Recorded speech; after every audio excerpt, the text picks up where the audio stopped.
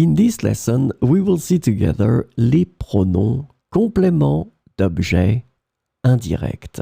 But more precisely, we will see vous. So let's see together what are les pronoms compléments d'objet indirect. And the first thing, they are used to replace nouns that refer to people or things that receive the action of the verb. This is really, really important. So let's agree on that. These nouns that they will replace will receive the action of the verb in the sentence. And the second thing that is extremely important, they are called indirect because they will replace nouns that are introduced by the preposition a. So these nouns that they will replace receive the action of the verb and are introduced by the preposition a. So this is what we call les pronoms compléments d'objet indirect.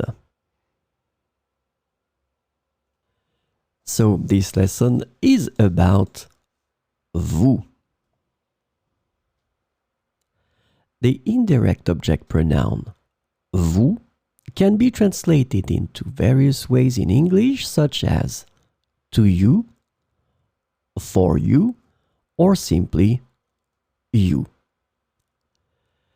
Keep in mind, it can also refer to both the singular formal you and the plural you in English. So remember, we can use it for the singular formal form, you, and the plural form, you. So let's see some examples with vous.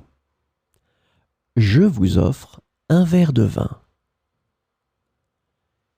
Je vous offre un verre de vin. Elle vous montre ses photos de vacances. Elle vous montre ses photos de vacances.